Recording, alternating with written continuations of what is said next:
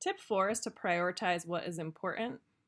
This is a matrix that has been popular in the world of time management for a long time. It comes from Stephen Covey, who wrote Seven Habits of Highly Effective People, which is a great book. And this matrix is designed to help you assign a level of importance and urgency to each individual task. And I'm going to go through it with some examples so that it makes more sense. So in the first quadrant, the upper left quadrant, this means that the task is important and also urgent. So important means that it has lasting significance for you. It will play a key role in your academic, financial, or personal goals. So those tasks you want to do as soon as you can.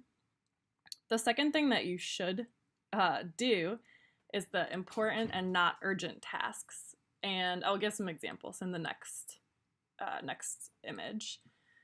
The thing that usually disrupts people's plans and prevents them from achieving their long-term goals, the thing that disrupts that is the not important but urgent tasks. So these events and these tasks feel important because they're urgent.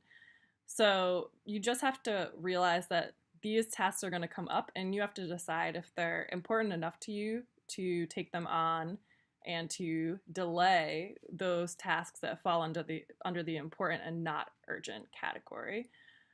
For these types of tasks, so for example, in the next slide, you'll see one example I gave was buying a new dress for a particular party. So that's something that has a deadline because you have to do it before the party. But is it really important to you that you have a new outfit for that particular occasion? Is that something that's a key part of who you are and you care to be wearing a new outfit at major events? Is that something that's important to you? Or could you just wear something that you already have? Do you have to really spend that time going out and buying a new outfit and trying it on and finding a good new outfit for this event? That's an example of something that you could just delete from your to-do list if you determine that investing time in that task is not as important as investing time in something that's important and not urgent, or important and urgent. Those tasks should always take priority. With these not important but urgent tasks, you can delegate those tasks, so you can enlist the help of someone else to achieve that task.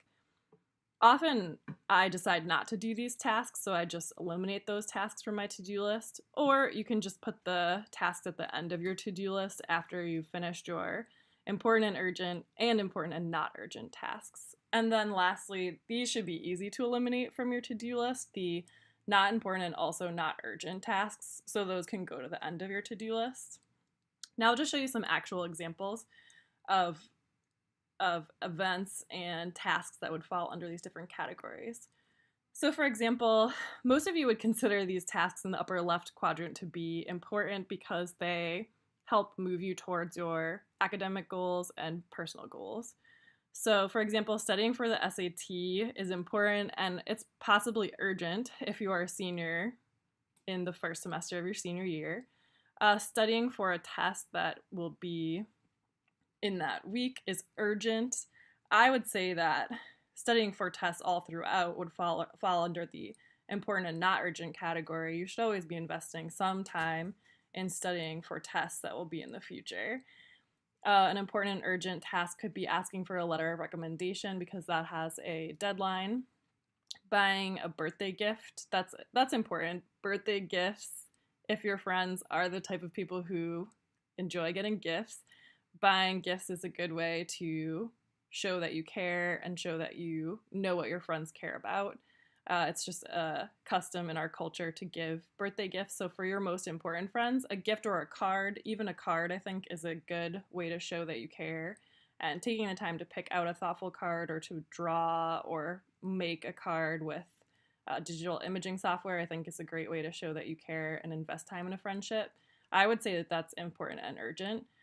We all know that we have to have a dry cleaned white shirt for a formal dress, so that can become urgent if you don't have that ready and formal Friday is approaching. So often dry cleaning clothes or laundering clothes becomes urgent because it's an important part of presenting yourself well at a certain occasion. Self-care, as in medical appointments, can be urgent. It's always important to keep up with your medical care. So an important and urgent task could be scheduling a doctor's visit or dentist appointment. And then let's move on to the important and not urgent quadrant and talk about some examples of tasks that would be considered important to your life, but not necessarily urgent. These are the tasks that we often forget to invest time in, and then years pass and we realize that we haven't devoted time to a relationship, or we haven't maintained our physical or mental health as well as we should, or we've let a hobby that we were once passionate about fall by the wayside. So I think it's important to make sure that you're carving out time to spend time with friends and loved ones, invest in your physical and mental health, which could mean regular exercise, journaling, meditating, those types of things. Make sure that if there is a hobby that you're passionate about, you want to try to make time for it, and try to resist this feeling that everything that you do has to perfectly fit in a college resume. If there's a hobby that you're passionate about that isn't necessarily going to show up perfectly on a college resume, I hope that you'll still pursue it if it's something that brings you joy. And planning for the future is important, but doesn't usually feel urgent. So you just want to be thinking about what your long-term goals are and how you'll get there. And also just reflecting on what's going well, what's not going well, what would you like to change currently. That's an important feature of your life that you should be making time for.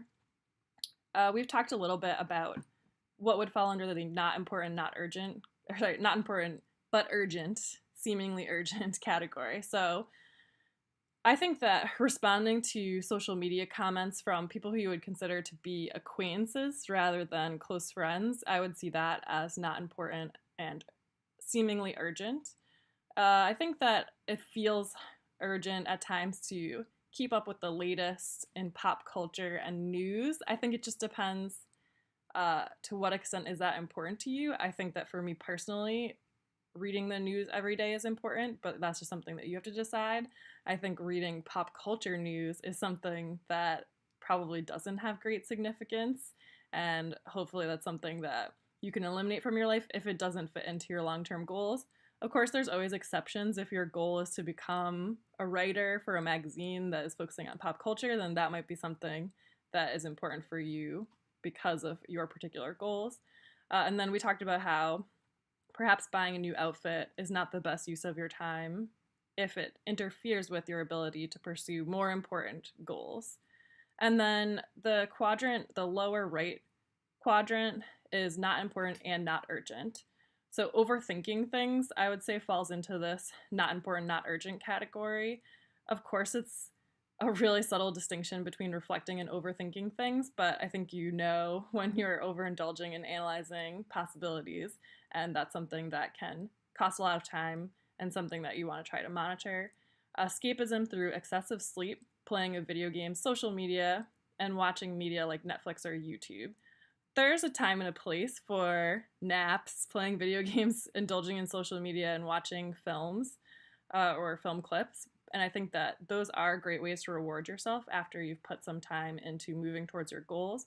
But you do want to be aware that people can sometimes indulge too much in these escapist activities. So try to be aware of how much time you're spending on those activities. And also, are you engaging in these activities in a social way? Like, are you consuming social media passively? Are you just looking at other people's social media? Or are you actually interacting with your close friends through social media? Is that enhancing the bond that you have with those individuals? Are you watching a show with your friends, or are you able to talk with friends or branch out and make new friends because of a show that you're watching? Or is it just something that brings you joy and helps you relax? If so, then I think that it's okay in moderation. I think it's acceptable to have those enjoyable, free moments in moderation.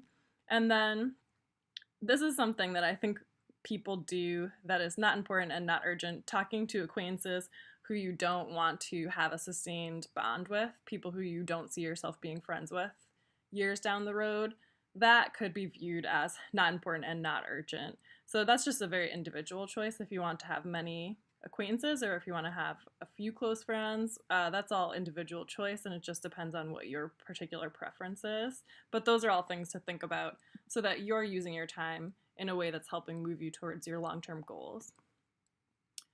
This is just a visual of some important and urgent events that would be on your to-do list, and then examples of important and not urgent. These, remember, are important, and you should be prioritizing these over unimportant, urgent tasks that sometimes can seem like they take priority over these important but not urgent tasks. These are the tasks that pull us away from our goals most of all, the not important but seemingly urgent tasks. So just be careful about overindulging in these elements of your experience. And then not important and not urgent, these you should try to cut back on. Excessive playing of video games, excessive sleep, overthinking things, excessive watching of Netflix or YouTube, or especially passive use of social media.